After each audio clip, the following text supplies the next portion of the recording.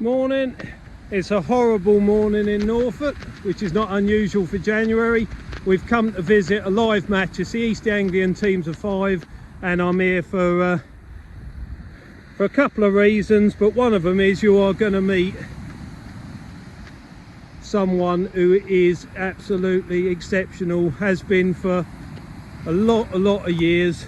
He's been a massive influence on what I've got up to. I've said this before, but 25 years ago, before I started doing any sort of sea fishing really, I came and watched the match down here and sat behind this guy, and about a couple of weeks later I watched another match and he was there again. I went and had a chat, and he was just so open, honest, helpful. I couldn't thank him enough. Even now, I've fished against him a few times, but I haven't been lucky enough to be on the next peg, so I thought, right, we're actually just going to come and find him. So one of the most consistent match anglers in the UK over the years, and certainly on the East Coast, and he still takes some beating. Last week he had a bad back, but hopefully he's feeling a bit better today. Right, I'm going to go and find him. I think he's down there somewhere. I've got to try and keep this rain off the lens, though it's horrible. Everyone in angling's got the people they look up to the most, and yeah, you'll hear all sorts of names bandied about: Chris Clark, Ian Golds, Alan Yates, but top of the tree for me, just because of how he's been whenever I've met him, it's this guy. This is Richard Burt.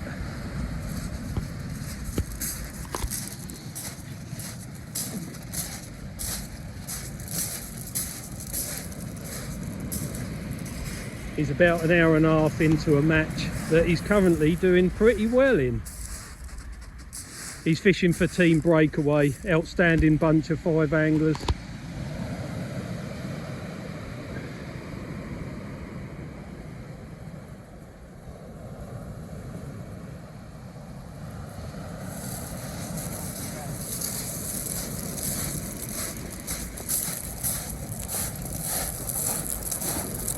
Three dabs. I've only been here 30 seconds.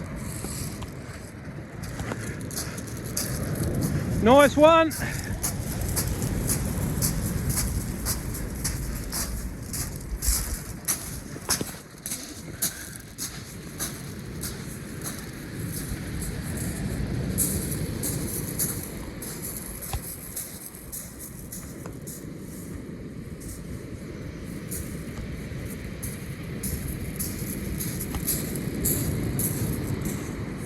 He's drawn in the sort of middle of the section, so he's not got an advantageous peg by any means.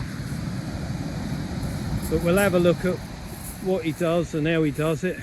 We'll just have a few casts with him. This is a privilege, especially for me.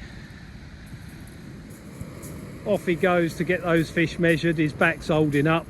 That had completely gone last week. I know that feeling all too well. So he's based in here. I'll show you what he's using. So that is looks like quite a knackered old Dower 7 HT. That's had a lot of use, I imagine.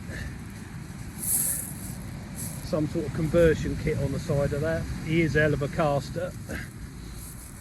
I don't know what the rod is, because it's yeah, something he's had made up for him by the looks of it. There's no writing or anything to tell me what that is. So anyway, let's have a poke about in here. He's got fish strips all cut up ready to go, and he's obviously using these wraps of blacks.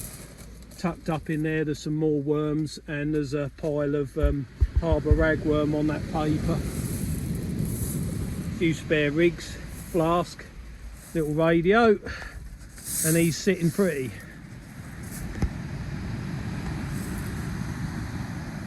And we'll have a look what he's doing in a minute.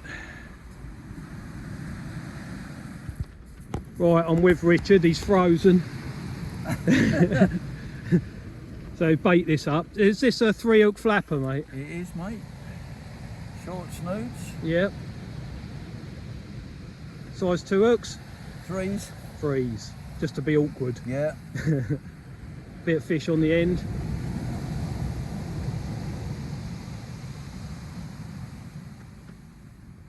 Concertina Don. That's what that looks like. What lead have you got on? Homemade. Homemade. 6 ounce. What's that? 6? Yeah, 6 long wired grip lead. That's not going to pull out, is it? That's a No, it isn't. that's an anchor.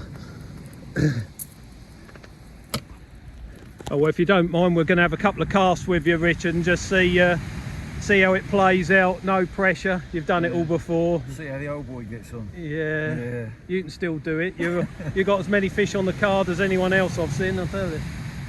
Good. Years and years ago, when I used to watch the matches and stuff, and I visited you a couple of times, it was all clips, downs, loop rigs and that sort of stuff. Have you gone away from that, or do you use it when it's... I still use it, but here you only need flappers, don't you? It's quicker with flappers. Yeah. So Bait presentation's good, and everything's good. 3-hook flapper, standard issue for Kelling Beach. Simple as that. Look, just a little old swivel trapped between 2 beads, 2 crimps. That's the bait. Dabs and whiting. hopefully widen. Yeah. Whiting's what we're after. It's nearly the middle of January.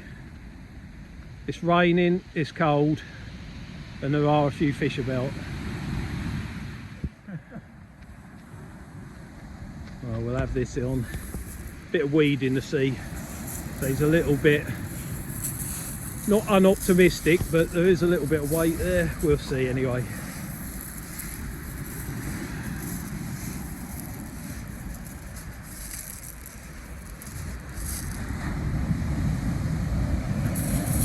He's just, there's a fish on there that's just got pulled in that wave, but he's just worked with the wave, and there you go. Two dabs and a whiting. That's annoying, picking that stuff out the tip.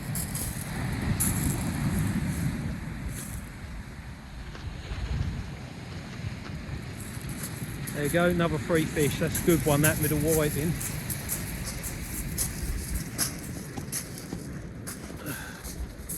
Other trace goes on.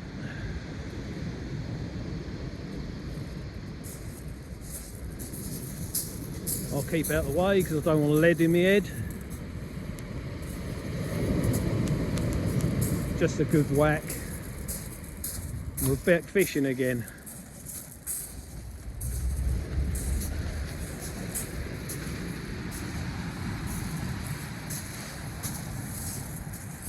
That's it. That'll take, by the time he's unhooked them, got them measured in, got back, baited his trace up, he'll have to do it all again.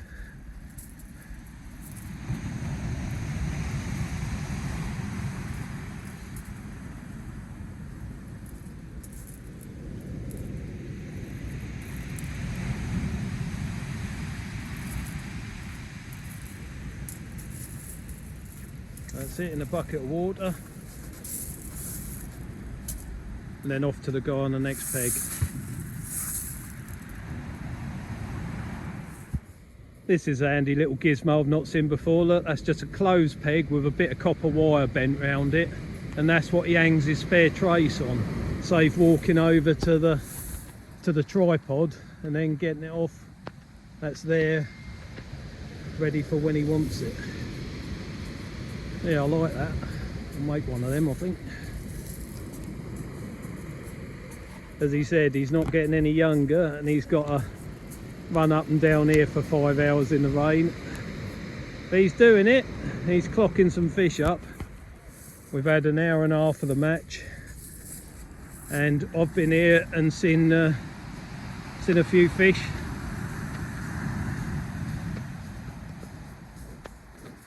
Simple tactics done really well, that's all it is. He don't have to adjust much today because he's on 225 points. We're only an hour and a half in or something, so everything's working exactly as it's meant to, so there's not really any point messing about with it. Obviously you can't decide what's going to take the hook, but that bait is quite substantial, so there'll be a lot of scent in that. The snood is about 9 inches. Spot on. Ah, there you go. I've learnt something off you over these years. And there's a tiny little stop bead above each one. Look, very small little swivel trapped between 2 beads, 2 crimps, and there's just 3 of them in a line. Nothing below the lead. And is there a reason, or does it make any difference, or what do you reckon? That's just how I fish free snoods. Is it? Yeah. I'm after whiting, so Fair enough, isn't it? yeah.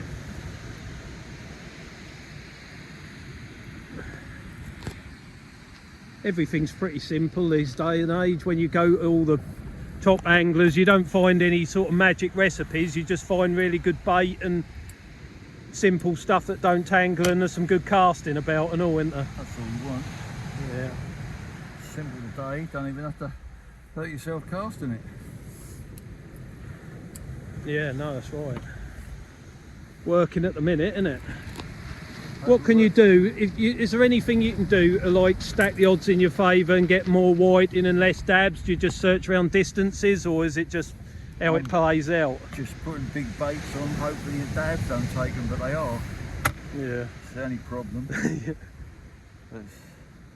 I've got some maddies if it goes to Dab City, so. Yeah, I don't think you'll, judging by what happened the other day, I think there'll be enough fish on the worm and fish without the maddies, but Yeah, if you've got them you might as well. Sometimes they do pick up the smaller dabs, but well, everything takes maddies, doesn't it? yeah, it's trouble. When you're fishing for specimen whiting, you don't need it, do you? No.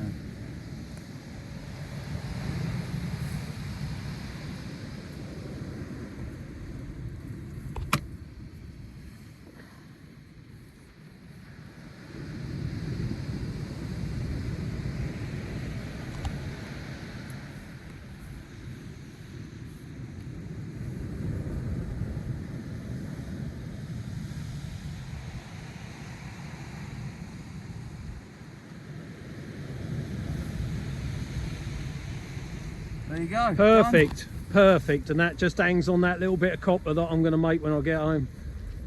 Nice. I'm not into running around and speed fishing, so the more convenient I can make things, the better. What rod's that, Richard? You don't have to say. Any fish anywhere, tournament, match, pro. Do you know how many I've seen of them? Loads of them. Everyone's using them, aren't they? That's just not got the stickers on. No, I saw that, I yeah. had to get it redone, it was getting a bit rough.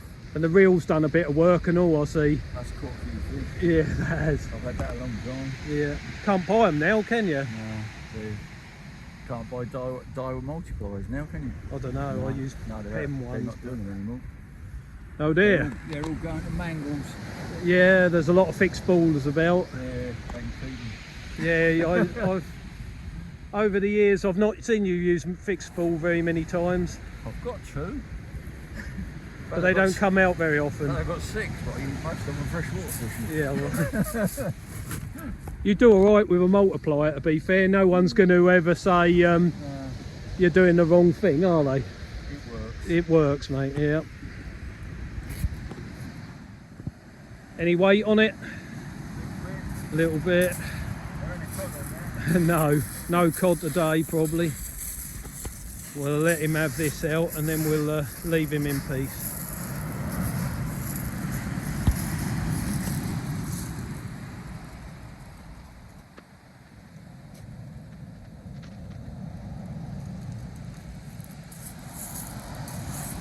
Dabbing a white in.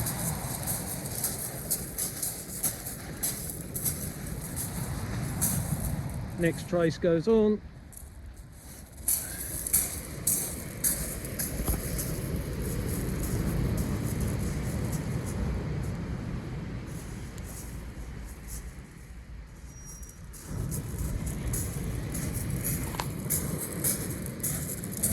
Thank you very much for your time, Mr. Burt.